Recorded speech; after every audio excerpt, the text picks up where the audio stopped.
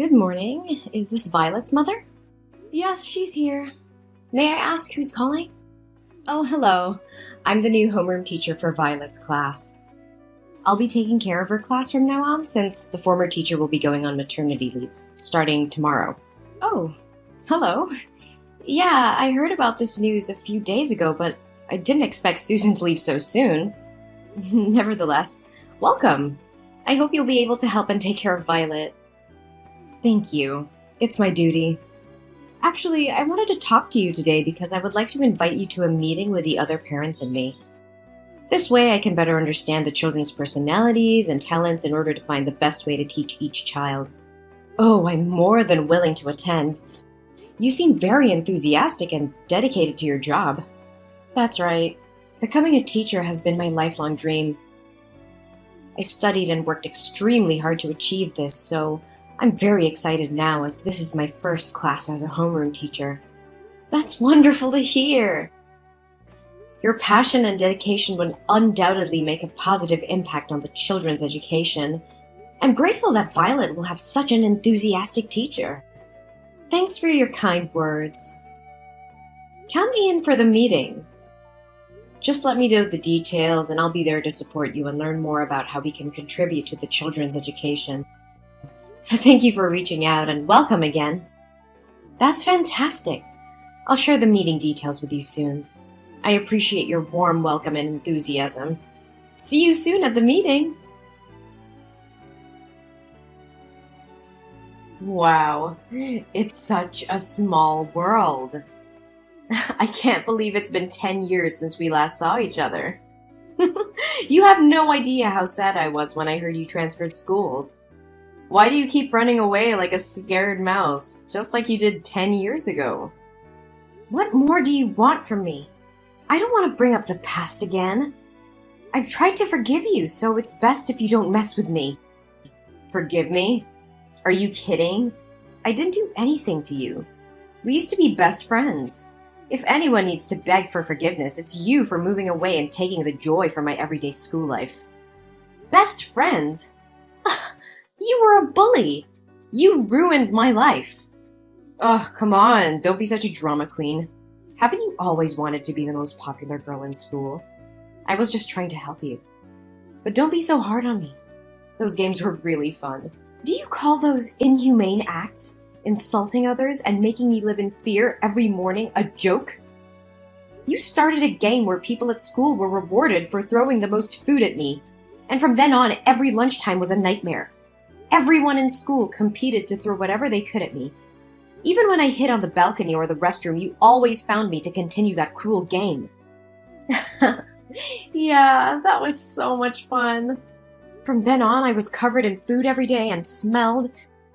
You even told everyone I was a trash can, and since then, my locker was always filled with disgusting garbage, along with curses and wishes for me to die. Never mind, they just said it for fun. The climax was the prom night in our second year of high school. You told me that the theme of the prom was to dress up as an animal. At that time, I was foolish enough to believe your lies and think that you wanted to make up with me. So I accepted your offer to do my makeup and dress up as a chicken. But when I arrived, everyone laughed and pointed at me. You even manipulated people to vote for me as prom queen. And when I was dragged up to accept the award, you poured a bucket of blue paint all over me. Oh yeah, you look like a Smurf. Oh, I still find it funny to this day.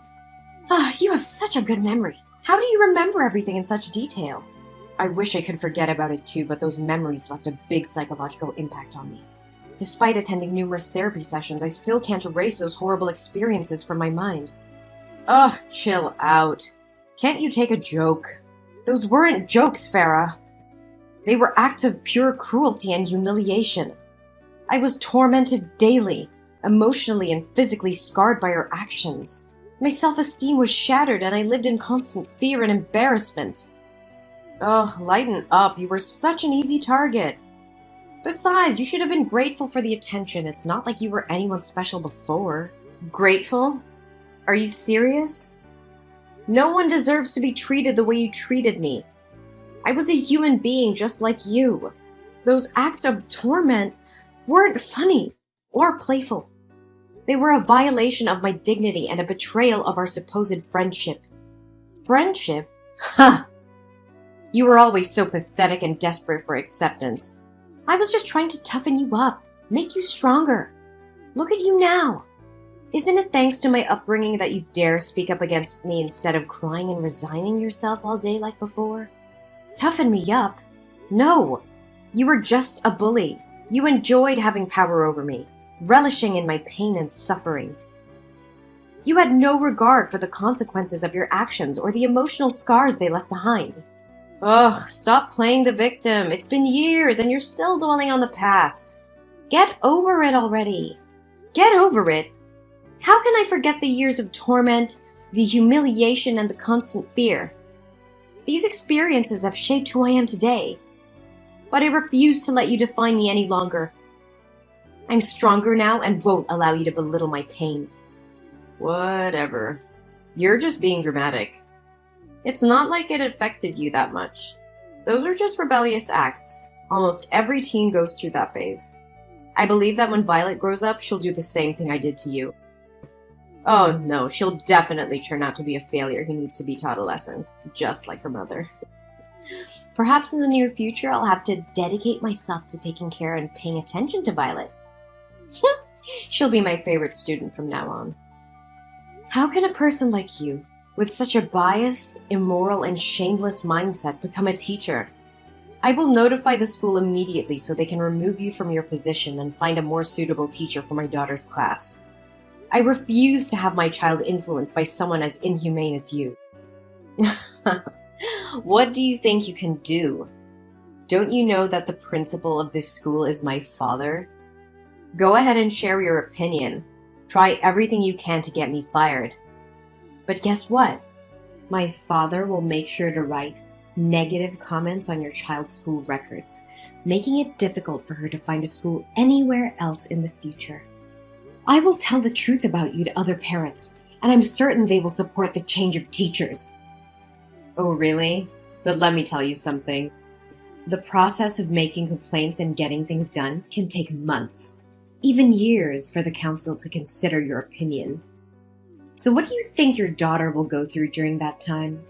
Let me enlighten you. Elementary school kids can be even more manipulative than high school kids. You underestimate my determination to protect my child. I will not let your influence continue to poison the school environment. I will gather evidence, reach out to other parents, and together we will fight for a safe and nurturing educational environment for our children. Go ahead and do your worst. But remember, I have my ways of protecting myself and ensuring that my position remains secure. You can't defeat me. We'll see about that, Farah. I won't back down. The truth will prevail, and your reign of cruelty will come to an end. You may have power within the school, but I believe in justice, and will fight for it until the end. So inspirational and touching. We'll see who comes out on top, Ella. Just remember, I always have a trick up my sleeve. Hello, Jellyfish Mom. Today I have an announcement to make regarding your daughter's recent misconduct. As her homeroom teacher, I have taken disciplinary action in response to her poor behavior. And before you jump to conclusions, let me clarify that this has nothing to do with holding a grudge from the past or intentionally causing trouble with your daughter. This is simply a conversation between a teacher and a parent to inform you about incidents of cheating and stealing involving Violet and her classmates. What? What do you mean by poor behavior? Are you saying my daughter cheated on her exam and stole from her classmates? Yes, that's exactly what I mean. During a math test today, I noticed Violet looking at her classmates' papers and even exchanging answers with them. A math test? That can't be right. Violet excels in math. Last year, she even represented the school in an inter-school math competition. How can you be so sure that she hasn't neglected her studies this year? Perhaps she resorted to cheating out of fear of embarrassing her friends. Furthermore, today was Violet's day for classroom duty. When her classmates returned to the class after playing, many of them discovered that their belongings were missing. Crayons, hair bows, game consoles. They were all found in Violet's locker when we conducted a search. How is that possible? Something doesn't add up. I am confident that Violet would never steal from her friends. Someone must have framed her. Accept the truth. You have failed to raise your daughter properly. As an experienced teacher, I can clearly discern if a child is lying or not. Moreover, she has already confessed her mistakes in front of the class. What? Did Violet herself admit to cheating and stealing? Yes, indeed. Although I had to use a professional method as a teacher to get Violet to admit her mistakes. What do you mean by professional method? Well, as an expert in educating children, I know which methods work best. In this case, a light spanking with a ruler was employed. I can assure you that I have used this approach with hundreds of students before. What? Did you physically punish my daughter? How dare you take such action without certainty that she committed those acts? You coerced and assaulted her just to force her into admitting fault? And you still call yourself a teacher? Oh, please, she simply needed to face the consequences of her actions. By the way, I'm disciplining Violet, so she'll be returning home 2 hours later than usual today. I have lesson plans to work on for tomorrow, so I won't be able to continue this conversation with you. No, you're not going anywhere until you clearly explain what punishment you're referring to. What have you done to my daughter? Oh, don't worry, you'll find out soon enough once she arrives home. Today I decided to test out a new punishment method, and your daughter was the first one to experience it. She'll be so grateful to me for a refreshing summer look. What on earth are you talking about? Oh, just relax, it's no big deal. Today was career day at school and my class happened to open a salon shop. So I made a small adjustment to Violet's hair. Even though she looked pretty with her hair tied on both sides, she looked even prettier with her new hairstyle I created. What? How dare you touch my daughter's beautiful hair? Did you cut off those 2 braids? Oh, you silly person, of course not. I wouldn't be so heartless. Short hair wouldn't suit her face. Instead, I shaved her head in front of the entire class. I simply used her as an example to teach and warn other students never to make the same mistake as your daughter. It's quite an effective method of education. I swear to God, you're going to pay for this. You've gone too far, Farah. I won't let you get away with this. Oh yeah?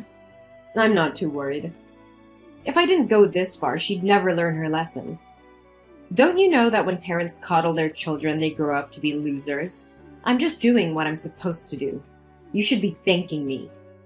What kind of teacher? No. What kind of person would do this? You have crossed all boundaries. It's not your place to physically and emotionally harm my daughter. You have abused your authority as a teacher. Oh, please, don't be so dramatic. It was just a harmless punishment. Her hair will grow back soon. Harming my daughter physically and emotionally is not harmless. You have no right to punish and abuse students like that. Even if she had committed a serious offense, you should have contacted me as her parent to discuss it, not subject her to torture like this. Oh, come on, it's my class, my rules, okay? Besides, in addition to correcting your daughter's behavior, I saved you some money on shampoo and water bills. Isn't that great? I can't believe you would stoop so low, Farah. You're supposed to be a teacher, someone who nurtures and guides young minds, not someone who inflicts pain and humiliation on innocent children. How can you live with yourself? Ugh, spare me the melodrama. You act as if I've committed some heinous crime. It was just a little punishment, a teaching moment for your daughter. It was not just a little punishment. You violated my daughter's trust, her sense of security. You took away her dignity and happiness. How could you be so heartless? Heartless? I did what needed to be done to discipline her. She needed to learn a lesson. Besides, it's not like she's the first student I've punished this way. I will report your behavior to the school administration and the appropriate authorities. You will pay for what you've done. Oh, please. Your little crusade won't amount to anything. I've seen parents like you come and go, making empty threats. I've dealt with worse than you. You may have dealt with others, but you've never faced someone like me. I will expose your true nature and ensure you are stripped of your position as a teacher. No child should ever suffer under your twisted idea of education. You're delusional if you think you can bring me down. Your daughter will be the one to pay for your foolish defiance. That doesn't make it right. You have no right to play with my daughter's emotions and physically alter her appearance without consent. Your actions are cruel and unforgivable. Well, maybe you should have taught your daughter better.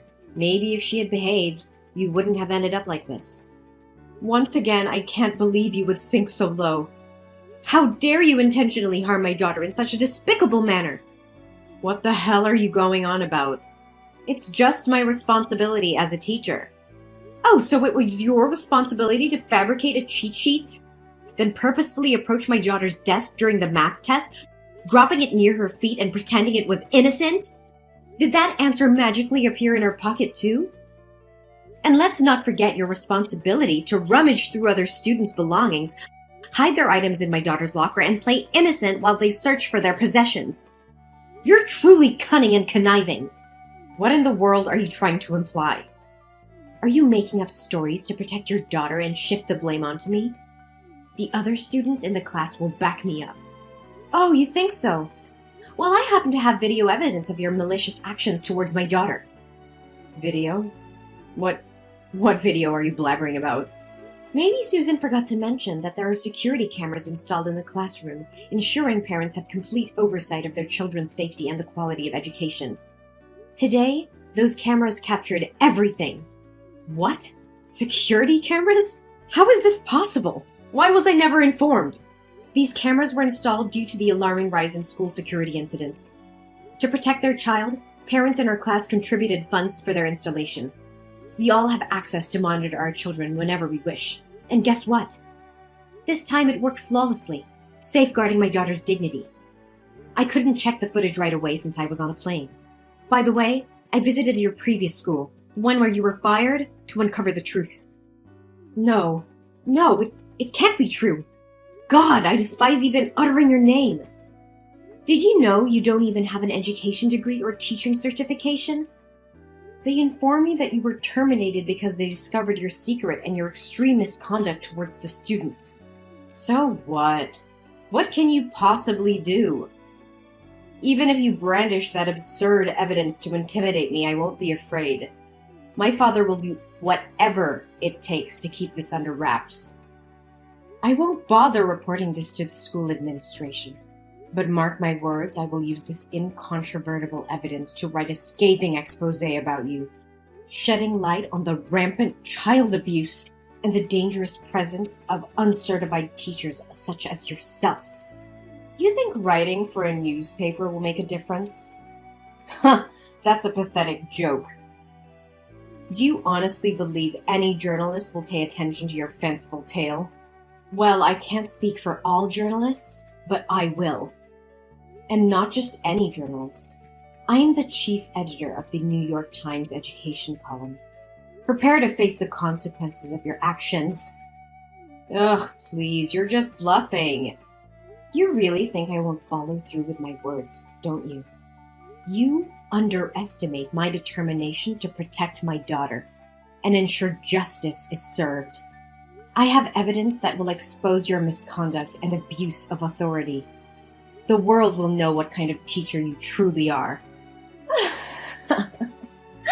Evidence or not, no one will care about your little vendetta. You're just a desperate parent trying to make a scene. You may think so, but you're gravely mistaken. I've contacted the local news outlets and they're interested in investigating this matter further. They understand the importance of protecting students from abusive educators like you. Local news? That's all you could manage? They won't have the reach or influence to make a significant impact. That's not all. I may have started with local news, but I won't stop there. I will reach out to national and international media, sharing the evidence of your deplorable actions.